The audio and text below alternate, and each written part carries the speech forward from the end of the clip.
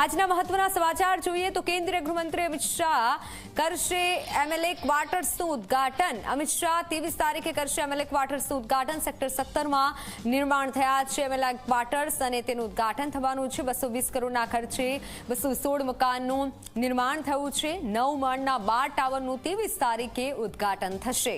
અહીં ગાર્ડન ઉપરાંત auditorium, health club, community હોલની પણ સુવિધા છે। ઇન્ડોર ગેમ, યોગ, જોગિંગ માટે પણ અલગ અલગ જગ્યા બનાવાઈ છે। એમએલએ ક્વાર્ટર્સનું ઉદ્ઘાટન અમિત શાહ દ્વારા કરવામાં આવશે। સેક્ટર 17 માં આ એમએલએ ક્વાર્ટર્સ નિર્માણ પામ્યા છે। 220 કરોડના ખર્ચે નિર્માણ કરાયું છે ક્વાર્ટર્સનું। ગાંધીનગર સેક્ટર 17 ખાતે જૂના એમએલએ ક્વાર્ટર તોડીને ત્યાં આગળ નવા એમએલએ ક્વાર્ટર બનાવવામાં આવ્યા છે।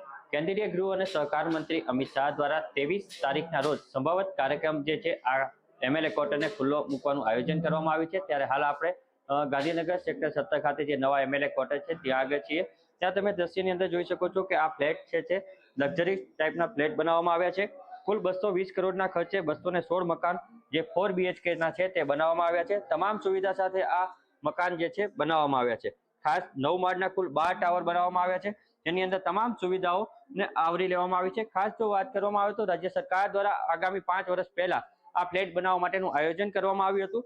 ખાસ જો વાત કરીએ તો આની અંદર sit out, auditorium, community hall, canteen, આધુનિક health club, children play area, વરિષ્ઠ નાગરિક park, internet lounge, Indian game zone, deck સાથે યોગ, જોગિંગ અને વોકિંગ ટ્રેક તથા 4 ઇન આઉટ ગેટ રહેશે। નવા એમએલએ ક્વાર્ટરમાં કુલ 5 room, 3 master bedroom, 3 attach toilet, 1 common toilet, મુલાકાતીઓ માટે વેઇટિંગ એરિયા, ચર્ચા બેઠક, મીટિંગ રૂમ, લાઇબ્રેરી અથવા reading room, store room, dressing room, રસોડું, રસોઈયા માટે, ઘરઘંટી માટે અલગ રૂમ સાથેની એન્ટ્રી રહેશે।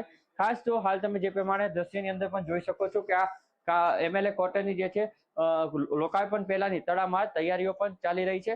અને હાલ જો વાત કરવામાં આવે તો આગામી જે 23 તારીખના રોજ કેન્દ્રીય ગૃહ અને સહકાર મંત્રી દ્વારા લોકાર્પણ કરવામાં આવે તેવી વાત સામે આવી રહી છે। ત્યારે તમામ પ્રકારની જે તૈયારીઓ છે ત્યાં અહીંયા આગળ હાલ જોવા મળી રહી છે। આ ફ્લેટ બનતાની સાથે તે ધારાસભ્યને આગામી લાભ પાંચમ જે છે પડશે। ખાસ થોડા દિવસ અગાઉ પણ મંત્રીમંડળનું વિસ્તરણ કરવામાં આવ્યું હતું, ત્યારે હવે ધારાસભ્યને નવા એમએલએ ક્વાર્ટર પણ મળવા જઈ રહ્યા છે। દુર્ગેશ મહેતા, ઝી મીડિયા, ગાંધીનગર।